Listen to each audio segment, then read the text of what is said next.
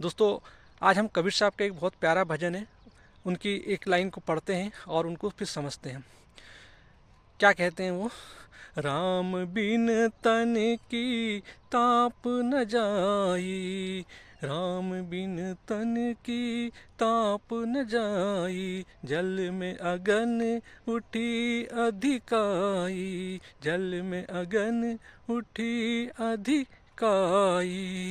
तुम जल निधि मैं जल कर मीना, तुम जल निधि मैं जल कर मीना, जल में रही जल बिन ही पीना, जल में रही जल ही बिन पीना। राम बिन तन का ताप न जाई, जल में अगन उठी अधिकाई। तुम पिंजड़ा में सुना तोरा, तुम पिंजड़ा में सुना तोरा, दर्शन देहु भाग बड़ मोरा, दर्शन देहु भाग बड़ मोरा।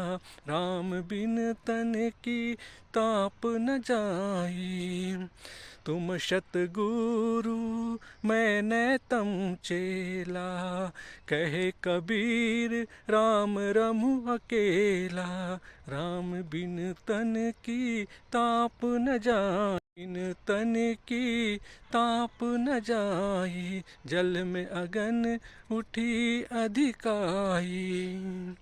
धन्यवाद दोस्तों, बहुत ही प्यारा भजन है कबीर साहब का ये। दोस्तों, कबीर साहब इस भजन के माध्यम से हमें समझा रहे हैं कि जो तन की ताप समझा रहे हैं दोस्तों। और जनरली जो हम समझते हैं कि जो तन होता है वो शरीर होता है, यानी एक स्थूल शरीर होता है। तो हमें यानी हम और हमारा जो मन होता है, हमारे सारे जो ताप होते हैं कहना चाहिए वो मन में होते हैं। तो कबीर साहब हमें बोलते हैं कि जो तन का ताप यानी शरीर, जो मन का जो ताप है वही शरीर का ताप है। क्योंकि मन हम जिसको सूक्ष्म समझते हैं दोस्तों, मन भी स्थूल ही है। क्योंकि मन भी, जो मन में जो भी हमारे विचार होते हैं, अनेकों प्रकार के जितने भी विचार होते हैं वो हमारे हमारे तन से ही उठते हैं। तो क्योंकि तन ये जो मिट्टी है, मिट्टी से ही हमारा शरीर बनता है, और यानी अनाज से ही, अन्न से ही हमारा शरीर बनता है, और अन्न से ही हमारा ये जो मैं जो है, मैं जो प्रकृति का एक तत्व एलिमेंट जिसको हम अहंकार बोलते हैं दोस्तों, ये भी इस प्रकृति माँ की संतान ही है। तो कहना चाहिए शरीर से ही मैं उठता है, और मैं से ही मन बनता है, और मन से ही हमारे अंदर के सारे पूरे मतलब विचार भावनाएं सब बनती है। तो ये जो भी हमारे जो विचार भावनाएं जो है दोस्तों, इसी के कारण हमारे जीवन में ताप आता है। तन के ताप मतलब क्या होता है बोलते हैं दोस्तों, वो होता है राग द्वेष, पसंद नापसंद, लाभ लोभ लालच ईर्ष्या घृणा द्वेष। इसी के कारण हमारे अंदर ये ताप बढ़ते हैं दोस्तों। तो ये जो ताप होते हैं हम इसको मानसिक बोलते हैं, लेकिन मानसिक ताप भी तन के ही ताप होते हैं। ये कबीर साहब हमें समझाना चाह रहे हैं। तो दोस्तों, इसको हमारे जो उपनिषद है उन्होंने भी हमें समझाया कि अन्नम ब्रह्म, ये तैत्तिरीय उपनिषद का बहुत प्रसिद्ध महावाक्य है कि अन्न को ही उन्होंने ब्रह्म कहा। क्योंकि अन्न जो है, अन्न ही अन्न से ही हमारा शरीर बनता है, और शरीर की ही उत्पाद अहंकार होता है, और अहंकार ही जीव बनता है, और जीव को ही उस ब्रह्म में विलीन होना पड़ता है। इसीलिए दोस्तों उन्होंने कहा अन्न ही ब्रह्म है। और हमारे ऋषि लोग हमें समझाते हैं कि मनुष्य का जो जीवन है वो 5 कोषों के आधार पर उन्होंने समझाया, जिसको उन्होंने सबसे पहले समझाया कि अन्नमय कोष, कि जहाँ पे जीव रहता है अन्न में रहता है। उसके बाद वो आता है प्राणमय कोष, यानी ऊर्जा शक्ति में आता है। उसके बाद आता है वो मनोमय कोष, यानी मन में आता है जहाँ पे सारी विषय वस्तु होती है। उसके बाद आता है वो विज्ञानमय कोष, जहाँ बुद्धि और तर्क होता है। और दोस्तों, जब हम बुद्धि और तर्क के आधार पे सब चीज़ समझने लगते हैं तो हमें आनंद आने लगता है, उसको बोलते हैं उसके बाद वाला आनंदमय कोष। तो इस प्रकार से जीव 5 कोषों के माध्यम से इस शरीर में रहता है। और तो जो भी हमारे शरीर में जो भी कहना चाहिए, जो मन में जो उठने वाले जो विचार भावनाएं हैं, लोभ लालच, ये सब दोस्तों ये हमारे शरीर की अंदर इम्प्लांटेड है। ये सब पहले से इन विचार भावनाओं को लेकर कभी भी चिंतित नहीं रहना चाहिए दोस्तों। हम हमेशा इन्हीं के आधार पे अपने जीवन में परेशान रहते हैं, और यही कारण होता है कि ताप हमसे जाता नहीं। तो आज यानी कहना चाहिए कि हमारे जीवन में हमारे पास धन दौलत सुख सुविधाएं मतलब सब चीज़ होती है दोस्तों, लेकिन फिर भी हमारे पास जो हमारा वास्तविक आधार है राम, जिसको बोलते हैं हम आत्मा बोलते हैं, वो हमारे पास न होने के कारण भी हमारे सुख में यानी हमारे सुख में भी हमेशा दुख की आग लगी रहती है। तो दोस्तों, यदि हम अपने इन्हीं विचारों और भावनाओं को समझ जाए कि विचार और भावनाएं हमारे नहीं है, ये सब शरीर के, ये प्राकृतिक है दोस्तों। इसीलिए प्रत्याहार, प्रत्याहार का मतलब होता है इंद्रियों का विवेक। ये सारी जो इंद्रियां हैं ये अपने विवेक के आधार पर ही हमारे जीवन में कार्य करती है दोस्तों। लेकिन चूंकि हमारा जो अहंकार है, ये अज्ञान होता है, ये कुछ किसी चीज़ को समझता नहीं। यदि हम अपने इस पूरी शरीर की प्रक्रिया को समझने लगे तो हम इस मय भाव से मुक्त होने लगे। तो दोस्तों, हमारे अंदर दो मय होते हैं। एक होता है शरीर से उठने वाला मय जो तन से उठता है, और एक मय होता है जो राम से उठता है।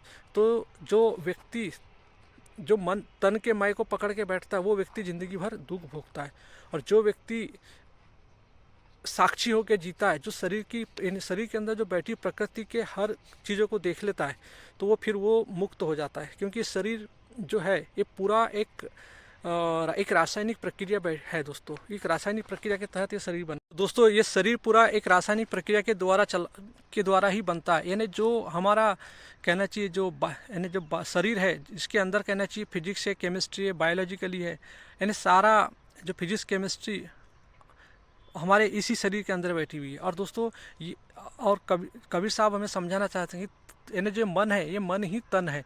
तो सारा जो फिजियोलॉजी है वही हमारा साइकोलॉजिकली बन जाता है दोस्तों। तो हमारे सारे विचार, हमारी सारी भावनाएं सब हमारी मिट्टी से आ रही है। ये हम नहीं है, हमारा एक ही आधार है जो राम है। राम मतलब चेतना, यानी चेतना भी इसी शरीर से उठ रही है। लेकिन दोस्तों, जो हमारा जो आत्मज्ञान है इस शरीर को समझ के हमें कमाना पड़ता है। तो क्योंकि हमें भौतिक ज्ञान जो है, जैसे हमने प्रज्ञानम ब्रह्म में समझे थे कि प्रज्ञान और ज्ञान में अंतर होता है, ज्ञान भौतिक होता है। तो इंद्रिया, जैसे हमने बताया प्रत्याहार, कि अपनी इंद्रिया अपने विवेक के आधार पर सारा शरीर के कार्य करती है। तो दोस्तों, हमारे जीवन में जो कुछ भी हो रहा है ये इंद्रियगत सारे काम हो रहे हैं, सारे कर्म जो हो रहे हैं वो इंद्रियों के द्वारा हो रहे हैं। परंतु हम स्वयं अज्ञान में, इसलिए हम स्वयं को समझ नहीं पा रहे और हम सोचते हैं कि हम ही सब कुछ कर रहे हैं। तो कबीर साहब भी हमें समझा रहे हैं कि जो ये जितने भी जो आप अपने आप को विचार भावनाएं लेके जो अपने दिमाग अपने अंदर जो ताप लेके बैठे रहते हो, और इस झूठे मय जो असंभव है, ये झूठा मय जो हमारे अंदर बैठा है और इसी को सच मान के बैठे हो। जैसे कि आग में पानी में कभी आग नहीं लग सकती, वो भी असंभव है। तो उसी प्रकार से हम ये झूठे मय को सच मान के बैठे, ये असंभव है दोस्तों। इस प्रकार हम समझते हैं कि ये शरीर हमारे द्वारा चलता है। दोस्तों, शरीर हमारे द्वारा नहीं चलता, शरीर स्वयं अपने द्वारा चलता है। क्योंकि आपने कभी देखा होगा हमारा शरीर निरंतर बढ़ता है। तो दोस्तों, शरीर की अपनी ग्रोथ, उस प्रकृति माँ ने इसको जैसा डिजाइन किया उसी के आधार पर ये बढ़ता है। हम सोचते हैं दोस्तों कि हमारे बाल पक जाते हैं, हमने क्या किया जो हमारे बाल पक जाएंगे? शरीर की अपनी क्रिया है, उसी के द्वारा रासायनिक क्रिया है, उसके द्वारा बाल बढ़ जाते हैं, दांत स्वयं गिर जाते हैं। दांत दोस्तों, इन्हें ये जो शरीर निरंतर जो गति करता है ये स्वयं के द्वारा करता है, वो हमसे पूछ के कुछ भी नहीं करता। तो दोस्तों, शरीर की जो मृत्यु है वो भी, शरीर जब मरेगा तो वो हमारे कहे अनुसार थोड़ी मरेगा। शरीर की अपनी स्वतंत्र इंडिविजुअल्स होती है दोस्तों, उसी के आधार पर चलता है। इसीलिए हमें कहते हैं कि साइकोसोमेट्रिक मतलब शरीर के ऊपर जो मतलब मन और तन दोनों दोस्तों साथ साथ चलते हैं। जैसे किसी के अंदर एक भीतरी भावनाएं उड़ जाती, संवेदना उड़ जाती, क्रोध की, ईर्ष्या की या डर की, तो आपने देखा कि उसके शरीर का एक्सप्रेशन चेंज हो जाता है। तो दोस्तों, हमारा मन चेंज होता है तो हमारा शरीर चेंज हो जाता है। तो तन और मन दोनों साथ में चलते हैं। तो दोस्तों, और ये दोनों की जो प्रतिक्रिया ये हमारे मतलब कई आदिम सालों के पहले से चली आ रही है। तो यानी हम जब अपने अंदर जो बाहरी जगत में जो शोर गुल्ला होते रहता है, यानी विचारों के आधार पर लड़ाई झगड़ा हिंसा जो कुछ भी वाद प्रतिवाद, यदि हम इसको अपने जीवन का यदि अपने भीतर यदि इन्हीं तापों को यदि हम अपने जीवन में लाते हैं और समझते हैं कि हमारे हैं, यानी उस तन के मय के द्वारा इस चिपके रहते हैं, तो दोस्तों तभी हमारे जीवन में दुख आता है। तो हमें चाहिए राम राम वाला मैं, जो राम वाला मैं मतलब जो साक्षी वाला मैं, जो इस भौतिक शरीर में जो होने वाली जो रासायनिक प्रक्रिया है और रासायनिक प्रक्रिया के कारण जो उठने वाले विचार भावनाएं, दोस्तों इनको समझिए। ये सब मिट्टी है, ये सब शरीर से उठने वाले, सब ये आलू प्याज टमाटर है, ये कुछ भी नहीं है। विचार, हमारे सारे विचार इस मिट्टी से उठ रहे हैं और इस मिट्टी से आ रहे हैं। तो दोस्तों यदि हम अपने जीवन में इसको समझ जाते तो हम मुक्त हो जाते हैं। जैसे कबीर साहब हमें समझाते हैं कि तुम जल निधि मैं जल कर मीना, जल जल में ही रही जल ही बिन पीना। तो दोस्तों इसमें भी वो यही समझाना थी। ये जल निधि मतलब जल का सागर। मछली सागर में रहने के बावजूद भी मछली कभी अपने आप को सागर नहीं बोलती, मछली अपने आप को मैं मछली हूँ ही बोलती है। तो दोस्तों मछली का संबंध होता है जीव से। जीव मतलब अहंकार से, यानी पूरे सागर में रहने के बाद मछली उस पूरे सागर से अपने आप को अलग समझती है। तो दोस्तों उसी प्रकार ये जो अहंकार इस शरीर में रहने के बाद किसी छोटी छोटी चीज़ों से जुड़कर अपने आप को इस शरीर से भिन्न समझने लगता है। और दोस्तों जब हम किसी भी चीज़ को अपने से भिन्न समझते हैं तो वहीं से हमारे जीवन में दुख शुरू होता है। तो उस मछली का भी वही हाल था। मछली जीव सागर में रहने के बाद भी, पानी में रहने के बाद भी उस पानी से मतलब उस सागर का अनुभव नहीं कर पाती। तो दोस्तों हमारा जीवन भी वैसे ही, हम इस शरीर में रहते हैं लेकिन वो राम, वो परम सत्य हमारे अंदर होने के बावजूद भी हम कभी उसका अनुभव नहीं ले पाते।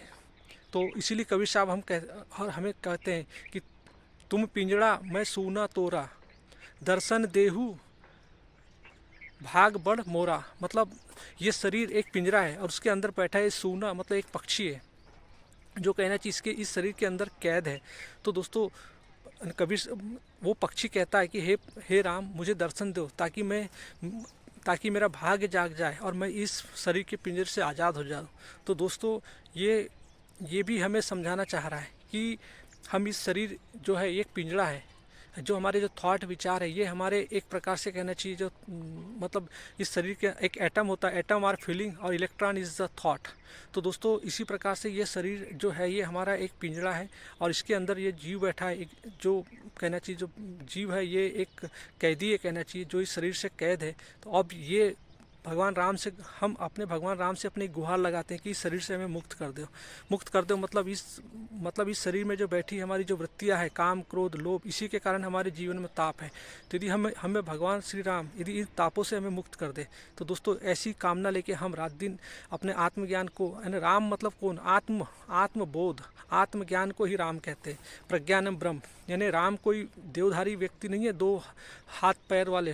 दोस्तों मतलब होता है बोध यानी आत्मबोध ही राम है और कुछ नहीं दोस्तों। तो आत्मज्ञान ही हमारा आत्मबोध है। फिर कहते हैं तुम सतगुरु मैं नैतम चेला, कहे कबीर रमू राम अकेला। दोस्तों यानी सतगुरु के सामने नैतम चेला, मतलब मैं अहंकार जब नमित होकर अपने गुरु से राम से प्रार्थना करता है कि मुझे अकेला मत छोड़ो, मुझे मतलब अपने में विलीन कर लो ताकि मैं हमेशा राम राम में जपते रहूं। तो दोस्तों ये होती है हमारे अंदर इस भजन की कहानी। तो ये भजन हमें समझाता है कि हम जो अननेसेसरी के जो हमारे विचार भावनाएं जो हमारे मन पे उठती है हम उनको अपना मानकर अपने जीवन में दुख भोगते रहते हैं। तो दोस्तों हमारा कुछ भी नहीं है, सब कुछ हमारा बाहर से आता है। दोस्तों तन बहुत पुराना है, कई सालों का ये इवोल्यूशन प्रोसेस का बना हुआ ये शरीर है। दोस्तों आज संसार में सब कुछ बदल गया है दोस्तों, हमारे परिवर्तन सब चीज़ में हो रहा है। आज हमारे पास मोबाइल आ गया है, आज हमारे पास बड़े बड़े घर बन गए हैं, हमारे पास सूचना प्रौद्योगिकी आ गया है, सब कुछ आ गया है दोस्तों। लेकिन फिर भी आज हम पुराने हैं।